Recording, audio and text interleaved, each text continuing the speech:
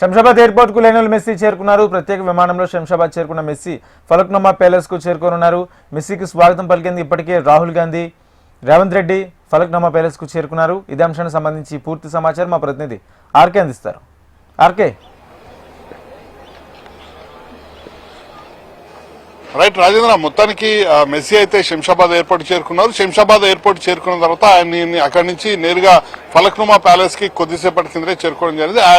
ఆయన్ని రిసీవ్ చేసుకోవడానికి ఇటు ముఖ్యమంత్రి రేవంత్ రెడ్డితో పాటు రాహుల్ గాంధీ కూడా వెళ్లడం జరిగింది. ఇప్పటికే దీనికి సంబంధించి కూడా అక్కడ మీట్ ద గ్రీట్ కార్యక్రమాన్ని ఏర్పాటు చేశారు. ఆ కార్యక్రమం ముగిసిన తర్వాత అక్కడి నుంచి నేరుగా కూడా ఆయన ఇక్కడికి రావడం జరుగుతుంది. ముగ్గురు కూడా ప్రత్యేక వాహనంలో ప్రత్యేక కాన్వాయ్ ద్వారా ఇక్కడికైతే చేరుకుంటారు. దాదాపుగా 7 గంటల సమయంలో ఆయనైతే ఇక్కడికి చేరుకోబోతున్నారు. ఆయన షెడ్యూల్ ప్రకారం చూసుకుంటే దాదాపుగా గంట సేపు ఇక్కడైతే స్పెండ్ చేయబోతున్నారు. 7 గంటలకి ఇక్కడికి వచ్చిన తర్వాత 20 నిమిషాల పాటు ఎగ్జిబిషన్ మ్యాచ్ అయితే చిన్నారుల మధ్య జరుగుతుంది. చిన్నారుల మధ్య జరిగిన తర్వాత 4 టీంలకు సంబంధించి కూడా పూర్తి స్థాయిలో ఆయన మెలుకువారు చిన్నారులు ఎవరైతే వచ్చారో అందరికీ కూడా 3 నిమిషాల చెప్పున అంటే ప్రతి టీం కి 3 నిమిషాలు కేటాయించడం జరుగుతుంది. చిన్నారులందరికీ కూడా ఆయన ఫుట్బాల్ లో మెలుకువలు అయితే చెప్పడం జరుగుతుంది.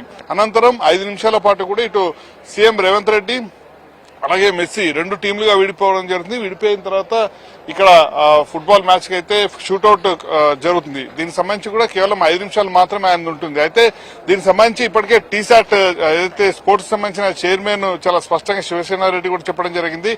కోల్కతా తరహాలో ఘటన ఇక్కడ జరిగే అవకాశం లేదు. ఎందుకంటే అక్కడ ఒక మ్యాచ్ ని ఏర్పాటు చేసుకోవడం జరిగింది. కానీ ఆ మ్యాచ్ కి సంబంధించి ఆయన ఆడలేదు, అలాగే అక్కడ ఎక్కువ టైం స్పెండ్ చేయలేదు కాబట్టి ఆ ఘటన చోటు చేసుకోవడం జరిగింది. కానీ ఇక్కడ తెలంగాణ ప్రభుత్వం మొదటి నుంచి చాలా స్పష్టంగా చెప్పడం జరుగుతుంది. కేవలం ఆయన ఉండేది 10 నిమిషాలు మాత్రమే అంటూ కూడా చెప్పడం జరిగింది. అంటే గ్రౌండ్ ఫీల్డ్ ఆన్ ఫీల్డ్ లో కేవలం 10 నిమిషాలు మాత్రమే ఉంటారంటూ కూడా చెప్పడం జరిగింది. దానికి తగ్గట్టుగానే పూర్తి స్థాయిలో సిద్ధం చేశారని చెప్పడం జరిగింది. అయితే అయినప్పటికీ కూడా ముందుగానే ముందస్తు జాగ్రత్త చర్యలో భాగంగా రాచకొండ సిపి అదనంగా 500 మంది పోలీసులను కూడా మోహరించడం జరిగింది. ముందస్తు జాగ్రత్త చర్యలు అయితే తీసుకోవడం జరిగింది. మరోవైపు డీజీపీ కూడా శివధర్ రెడ్డి ఎప్పటికప్పుడు పూర్తి స్థాయిలో ఇక్కడ జరుగుతున్న ప్రతి అంశాన్ని కూడా క్షుణ్ణంగా పరిశీలించడం జరుగుతుంది. ఆయనే స్వయంగా వచ్చి ఇప్పటికీ 2 సార్లు పూర్తి స్థాయిలో తనిఖీ చేయడం జరిగింది. నిన్న కూడా ఆయన రావడం జరిగింది, అలాగే ఈ రోజు కూడా పూర్తి స్థాయిలో ఆయన రావడం జరిగింది. ఆయన వచ్చి ఎక్కడికక్కడ తనిఖీలు కూడా చేయడం జరిగింది. మరోవైపు భద్రతా విషయంలో ఏమాత్రం కాంప్రమైజ్ అయ్యేది లేదు అంటూ కూడా మొదటి నుంచి చెప్తూ వస్తున్నారు. మరోవైపు ఇటు డాగ్ స్క్వాడ్స్ ని అలాగే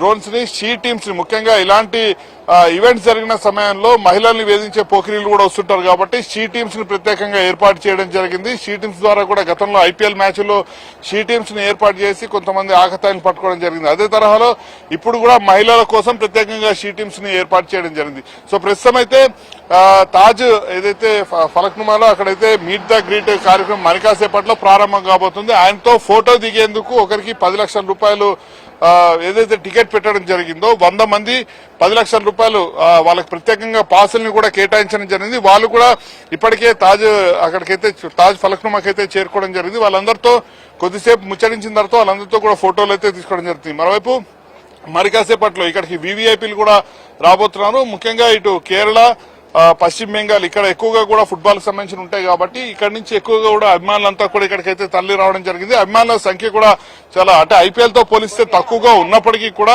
చాలా మంది కూడా ఇతర రాష్ట్రాల నుంచి ఇక్కడికైతే టికెట్లు బుక్ చేసుకుని ఇక్కడికైతే రావడం జరిగింది. అందరూ కూడా 4 గంటల నుంచి లోపలికైతే వాళ్ళందరినీ కూడా టికెట్లు ఉన్న వాళ్ళందరినీ అనుమతించడం జరిగింది. వాళ్ళందరూ కూడా ఇప్పటికే లోపలికి వెళ్ళిపోవడం జరిగింది.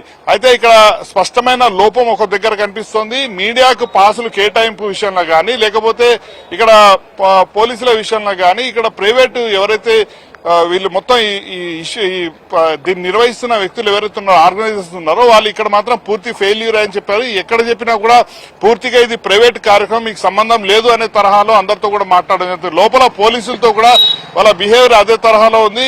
ఎక్కడ కూడా పోలీసులను కూడా కనీసం గౌరవించే పరిస్థితి ఈ ఆర్గనైజర్స్ కి మాత్రం ఎక్కడ కూడా కనిపించట్లేదు. ఇటు మీడియా పాసులు కూడా ఎవరికి మీడియా పాసులు ఇచ్చింది లేదు. అందరికీ వెండర్ పాసులు మాత్రం దాదాపుగా 200కు పైగా వెండర్ పాసులు ఏర్పాటు చేయడం జరిగింది. ఇంత ఫుట్బాల్ మ్యాచ్ కి సంబంధించి అంతమంది వెండర్ కి పాసులు ఇవ్వాల్సిన అవసరం ఏముంది అనేది మాత్రం $1 మిలియన్ ప్రశ్నగా మాత్రం మారిందని చెప్పాల్సి ఉంటుంది. ఏదేమైనా కూడా మరి కాసేపట్లో 7 గంటల సమయంలో మెస్సీ ఇక్కడికి రాబోతున్నారు. Messi versus CM Revanth Reddy 2 టీంలు కూడా పోటాపోటీగా పోటీ పడబోతున్నాయి. రాజేంద్ర, అంటే మరోపక్క స్టేడియం దగ్గరికి సంబంధించి అక్కడ భద్రతా ఏర్పాట్లు ఏ విధంగా పూర్తి చేశారు? ఇటు కోల్కతాలో చూసుకుంటే కాస్త గందరగోళ పరిస్థితులు ఏర్పడ్డ నేపథ్యంలో ఇక్కడ భద్రతనైనా కట్టుదిట్టం చేశారా?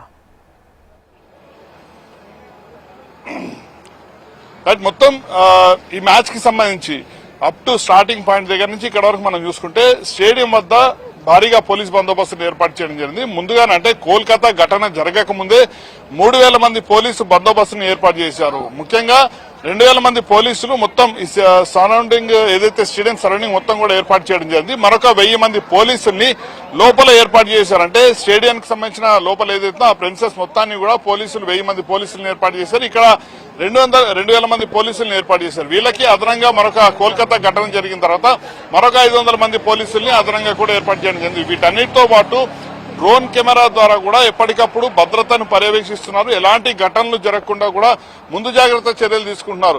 ఇలాంటి ఏవైనా ఈవెంట్స్ జరిగినప్పుడు భారీగా అభిమానులు వస్తుంటారు కాబట్టి ఎలాంటి ఘటనలు జోడు చేసుకోకుండా ముందు జాగ్రత్త చర్యలు తీసుకున్నారు. వీటన్నిటితో పాటు డీజీపీనే స్వయంగా రంగంలో దిగి ఆయనే ఎక్కడికెక్కడ భద్రతను పర్యవేక్షిస్తున్నారు. వీటన్నిటితో పాటు భద్రత పరంగా కూడా మొదటి నుంచి కూడా అదే చెప్తూ వస్తున్నారు. డాగ్ స్క్వాడ్స్ ఏవైతే ఉన్నాయో డాగ్ స్క్వాడ్స్ కావచ్చు లేదా బాంబ్ స్క్వాడ్స్ కావచ్చు వీటన్నిటిని కూడా పూర్తి స్థాయిలో ఇక్కడ ఇన్వాల్వ్ చేయడం జరిగింది. అందరూ కూడా దాదాపుగా ఉదయం నుంచి కూడా పూర్తి స్థాయిలో స్టేడియం మొత్తాన్ని కూడా తమ ఆధీనంలోకి తీసుకుని ఎక్కడికక్కడ తనిఖీలను అయితే చేస్తున్నారు. భద్రత పరంతో పాటు ట్రాఫిక్ అనేది చాలా మెయిన్ సెంటర్. ఇది హైవే నేషనల్ హైవేకి సంబంధించింది కాబట్టి ఇటు వరంగల్కి వెళ్లే నేషనల్ హైవే కాబట్టి పూర్తి స్థాయిలో ట్రాఫిక్ కి ఎలాంటి ఇబ్బందులు కలగకుండా ఈరోజు శనివారం కావడంతో ట్రాఫిక్ కి పెద్దగా ఇబ్బంది ఉండదు.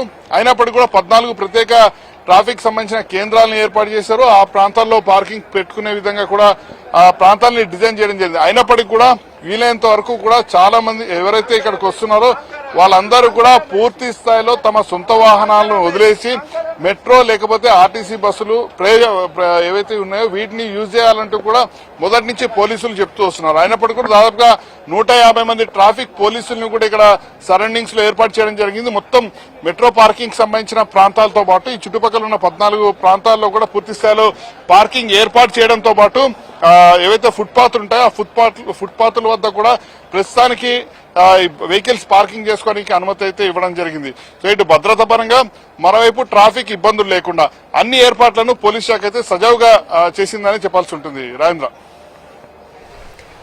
Right, thank you RK. మొత్తంగా ఫుట్బాల్ ప్లేయర్ మెస్సీ కొద్దిసేపటి క్రితమే శంషాబాద్ ఎయిర్పోర్ట్ చేరుకున్నారు. అక్కడి నుంచి ఫలక్నామా ప్యాలెస్కు చేరుకున్నారు. మరోవైపు ఫలక్నామా ప్యాలెస్ దగ్గర భారీ భద్రత ఏర్పాటు చేశారు. ఫలక్నామా ప్యాలెస్లో మెస్సీతో meet and greet photo session ఏర్పాటు చేశారు. మెస్సీని కలిసే వారికి క్యూఆర్ కోడ్ ఇచ్చారు. ఇందులో మెస్సీని కలిసేందుకు 250 మందికి మాత్రమే అనుమతి లభించింది.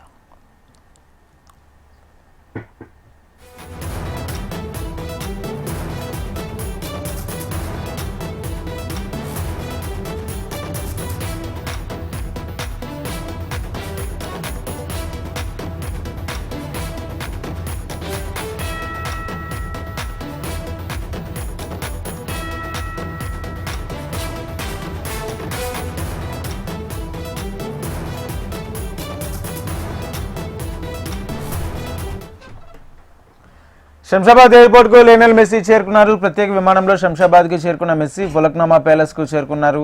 మెస్సీకి స్వాగతం పలికేందుకు ఇప్పటికే రాహుల్ గాంధీ, రేవంత్ రెడ్డి ఫలక్నామా ప్యాలెస్ కు చేరుకున్నారు. మరోవైపు ఫలక్నామా ప్యాలెస్ దగ్గర భారీ భద్రత ఏర్పాటు చేశారు. ఫలక్నామా ప్యాలెస్ లో మెస్సీతో meet and greet photo session ఏర్పాటు చేశారు. మెస్సీని కలిసే వారికి క్యూఆర్ కోడ్ ఇచ్చారు. ఇందులో మెస్సీని కలిసేందుకు 250 మందికి మాత్రమే అనుమతి లభించింది.